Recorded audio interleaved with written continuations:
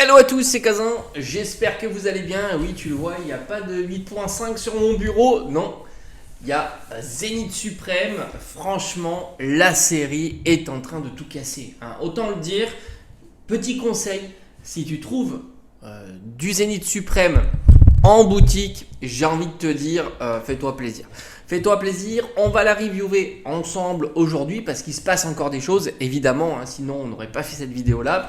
Je vais te mettre sur le côté quelques statistiques parce que j'ai réadapté par rapport au prix actuel des cartes. Et alors, juste pour remettre dans le contexte, Zénith Suprême, on en trouve encore. Je pense que c'est jouable. J'ai vu encore des retours de Zénith Suprême, par exemple à des Auchan pour 36 euros. Oui, 36 euros, tu as bien entendu. Ou 37 peut-être. Le coffret Pikachu VMAX collection spéciale. Faut se faire plaisir, franchement, faut y aller. Zénith Suprême, on l'a toujours dit sur cette chaîne ici, c'est une dinguerie. On a toujours dit que certaines cartes étaient complètement, je dirais, sous-cotées. Je sais que beaucoup n'aiment pas ce terme-là, mais justement, on le prouve là, maintenant, à l'heure actuelle. Et c'est une série qui marquera sans aucun problème épée bouclier, ou qui l'a déjà marqué d'ailleurs, tant il y a sa qualité. Et puis, il faut le rappeler, on est sur un taux de drop stratosphérique de plus de 50% avec tout un tas de déclinaisons de rareté qui passent de la GG à la Radieux à la GG Alt. Franchement, c'est du bonheur. On a même une rareté supplémentaire qu'on n'a jamais vue nulle part. Les alternatives V-Star Gold. Et franchement, en ce moment, elles sont sur des sommets. On se demande si c'est possible qu'elles s'arrêtent tant elles deviennent ultra tendance. Donc ça, plus de 50% de taux de drop. 10% sur les GG Alt hors alternative V-Star Gold. Or, tu rajoutes en plus cette rareté supplémentaire. C'est une dinguerie. Donc voilà, petit conseil, si tu trouves, enfin t'as pas besoin de moi, je le sais, mais je préfère le rappeler quand même, on sait jamais, il y a peut-être des nouveaux qui arrivent sur Pokémon. Petit conseil, tu trouves des Zénith Suprême en boutique, tu te poses pas tellement de questions, voilà, parce que franchement c'est une série de dingue. Et en plus, comme je t'ai dit, ce coffret commence à ultra dater, puisque c'est 2023 et on est en 2025 et on le trouve encore. Donc ça c'est vraiment la cerise sur le gâteau, et je serais pas encore étonné de voir des retours réguliers sur Zénith Suprême. Alors pourquoi on s'emballe un petit peu en ce moment sur Zénith Suprême? Moi je fais que l'observer, parce que la série, en termes de valeur de cartes, et j'ai envie de te dire, ça fait du bien de voir les cartes maintenant reperformer comme on avait vu par le passé. Je t'en ai souvent parlé, c'est ce qui freinait un petit peu mes ouvertures, c'est que tu disais, au fond, pourquoi ouvrir? Puisque systématiquement sur une série, les cartes sont bon marché. Et au contraire, tu as le scellé qui n'est pas bon marché. Donc tu as un déséquilibre qui se fait entre prix du scellé et prix de la carte.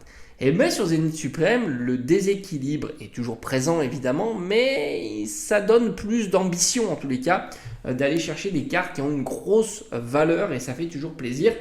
Malgré tout, l'espérance n'est pas stratosphérique sur cette série-là. Je te mettrai évidemment tout ça dans l'espace de cette vidéo, mais je crois que l'espérance, on doit être aux alentours de 4 euros sur un booster. On ne dépassera pas, on ne battra pas 151 qui pour l'instant est sur le toit du monde sur l'espérance mathématique. Alors 8.5 est encore un petit peu frais, mais on le fera évidemment lorsque les prix seront plus homogènes par rapport à la réalité qui peut être le marché de la carte pour 8.5, d'autant que c'est un gros travail parce que je rajouterai évidemment Pokéball, Master Ball qui pèsent dans ton ouverture. Ça c'est clair et net. Mais il faudra un peu plus de temps, mais je t'assure que peut-être qu'on détrônera 151. 151, c'est la meilleure série. Je crois même qu'elle détrône sans difficulté Evo Céleste. Alors, d'un point de vue des cartes qui a fortement progressé, on voit la simple V. Alors, il y avait toujours eu le petit Filali qui était sympa, le Dracofeu V qui ne cesse de progresser, la V-Star. On va parler aussi des cartes qui n'ont pas bougé, qui sont donc entre guillemets toujours, on va dire, bon marché, malgré l'évolution forte de la série, que ce soit en CD ou le prix des cartes. La V-Star, c'est vrai qu'elle n'a pas bougé, hein, elle est toujours à son prix actuel. Je crois que Philalie et les deux Philalie, il me semble que ça n'a pas trop bougé non plus. Celle-ci, elle a progressé. Le Dracofeu Radieux, légèrement. Voilà, on trouvait cette carte facilement à 4-5 euros. C'est un oubli maintenant. Je pense qu'on n'y retournera pas à ces tarifs-là. Je l'ai toujours dit, 4-5 euros, un Dracofeu Radieux. J'ai toujours trouvé ça plutôt excessivement bas. Parce qu'on est quand même sur, ok, un format de carte qui ne plaît pas. Mais en même temps, on est quand même sur Dracofeu. Et je trouve que l'illustration est plutôt réussie. Voilà. On a toujours les petits Rayquaza, VMAX et les deux VMAX qui sont toujours vers les prix classiques. Evoli à surveiller avec la Terra Cristallisation 8.5. Je ne serais pas surpris de voir cette carte un petit peu bouger. À l'heure actuelle, elle est on va dire, elle a un tout petit peu bougé, mais c'est très très très léger.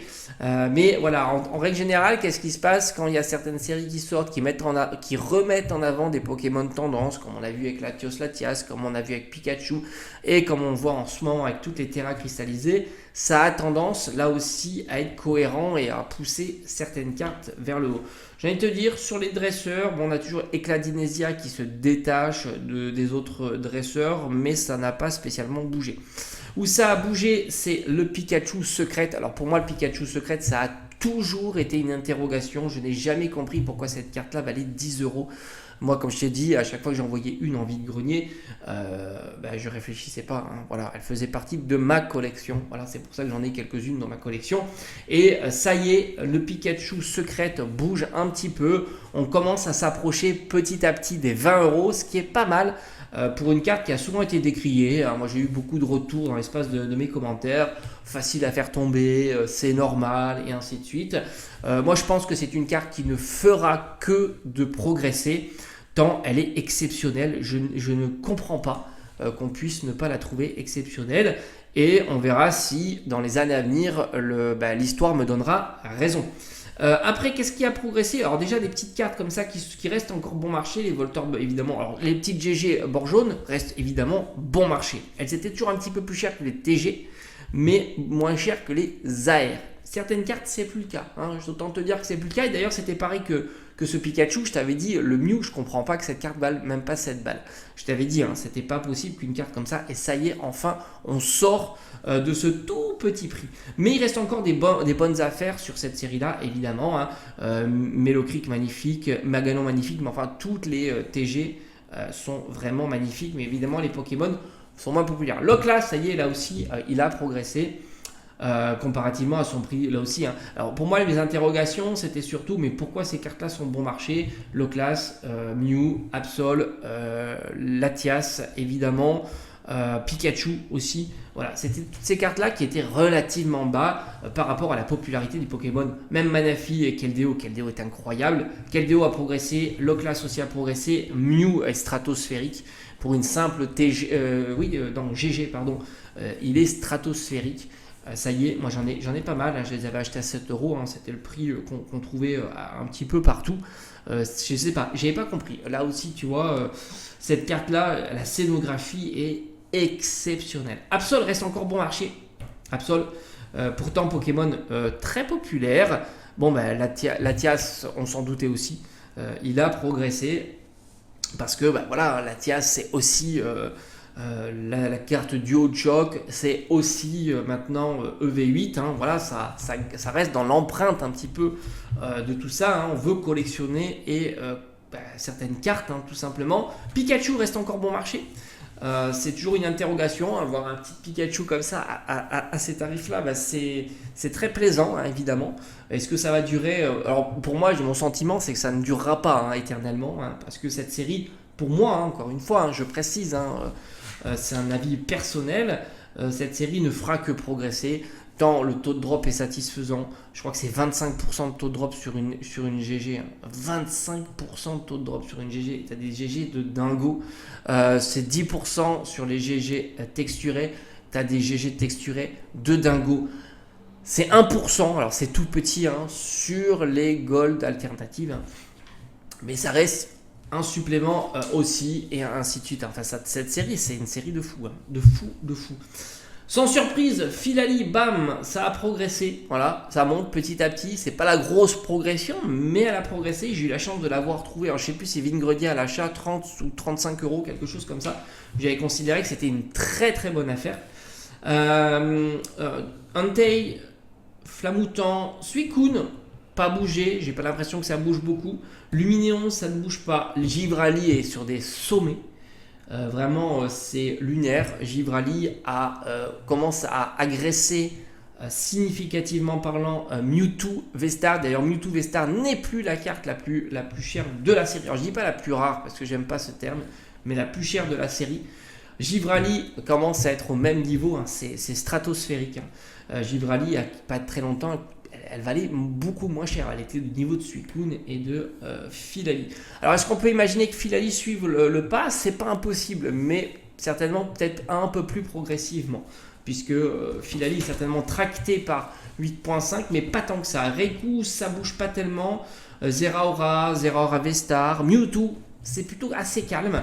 Alors, il peut y avoir des petites variations, mais c'est pas significatif. Il y a quelques cartes qui montent de 5-10 euros, mais c'est pas la grosse progression. Il y en a, oui, hein, un petit peu le Zeraora Vestar, le Deoxys Vestar, toutes ces petites cartes-là montent progressivement. Après, il y a sur Silence Zacian qui reste toujours pareil. Drascore, évidemment, fait partie du bas du panier. Darkrai Vestar, ça monte aussi, évidemment. Caméral Lizui Vestar, ça reste des cartes encore très bon marché, qui n'ont pas spécialement progressé dans cette série, hein, évidemment. Ou pavé, ça reste classique. Zamazenta, il me semble un petit peu. Regigigas Vestar, ça progresse un petit peu. On s'en doutait que le Zoroark de Izui allait progresser. L'illustration est hallucinante. Moi, j'ai eu la chance de la dropper. Cette carte est magnifique. Franchement, on s'en rend pas compte, mais cette carte, quand tu l'as entre les mains, c'est une dinguerie et elle progresse aussi. Les cartes dresseurs sont toujours ultra bon marché, donc ça c'est vraiment génial. C'est des cartes certaines à moins de 10 euros. Ça c'est une pépite. Les tendances des dresseurs, c'est très compliqué. Pour l'instant, elles passent complètement inaperçues. Attention quand même. On pourrait imaginer quand UV9 sort, peut-être sur certaines cartes dresseurs, avoir certaines notoriétés. Alors évidemment, il y a des cartes dresseurs à potentiel. Ambition de Cynthia, Vitalité de Flo, je les mettrais plus en avant que par exemple Expérience de Nikolai. Voilà, c'est un petit avis perso, je les mettrais plus en avant. Mais franchement, je les trouve géniales ces cartes-là. J'ai la Tyrene, j'ai la Vitalité de Flo, j'ai l'Ambition de Cynthia, j'ai Lona, j'ai Roxane. Franchement, ça sont des très très belles cartes. Et enfin les pépites. Les folies de la série, parce que elles sont devenues stratosphériques, hein, comme je t'ai dit, dont la Giratina. La Giratina, c'est la top card de cette série. Voilà. Et elle est violente. Elle est très très très violente. Et c'est marrant parce que ces deux-là, ils étaient à peu près au même niveau. Elles ont toutes explosé. Mais quand je dis explosé, c'est vraiment explosé. Tellement que le Mew Vestar devient un petit joueur, hein, comparativement à la Giratina. L'Arceus a même dépassé la Mew Vestar, donc c'est assez fou. Et on a deux beaux outsiders là, qui arrivent comme des fous. Donc série incroyable. Mais encore une fois, je l'ai beaucoup dit sur la chaîne. Pour moi, c'était une série, comme on dit souvent, sous-cotée. Parce que pour moi, il y a tous les ingrédients sur cette série-là. Mais tout. Tellement de personnes se plaignent de Pokémon avec des séries qui ne droppent pas, des séries peu disponibles, des séries avec des formats de cartes qui ne plaisent pas. Là, t'as tout. Ça drop. Il y a les formats de dingue. Et t'as des Pokémon de dingue, parce que ultra populaires. Et c'est disponible. Non, mais c'est hallucinant. Et comme quoi, tu vois, quand il y a trop ce qu'on veut, eh ben, tranquillement, on passe sous les radars. Et puis, à un certain moment, ça se réveille. Et je pense que ce n'est que le début sur Zénith Suprême. Parce que, voilà, c'est encore... Pourquoi c'est que le début? Parce que quand tu vois les voisins qui sont au même niveau, hein, quasiment, le CD, les machins comme ça, c'est au même niveau, et qui proposent quelque chose de bien moins sympathique que Zénith Suprême, je peux que imaginer que ça soit le début sur cette série-là. Franchement, quand je vois qu'un Suicune, tu peux toujours les trouver à des prix ultra convenables, je trouve ça fou. Même Flamoutant, moi j'adore cette carte. Alors, je suis peut-être le seul à l'aimer, mais je la trouve vraiment incroyable. Ce que j'aime bien aussi dans les cartes, c'est quand tu as le design qui change un peu, tu as la patte de l'artiste comme ça, c'est super joli. Après, tu as des cartes comme ça, imagine la finesse, le détail qu'il y a dans les fleurs de Philalie Vestar, c'est incroyable. Ce sont des œuvres d'art. Je parle en tant que...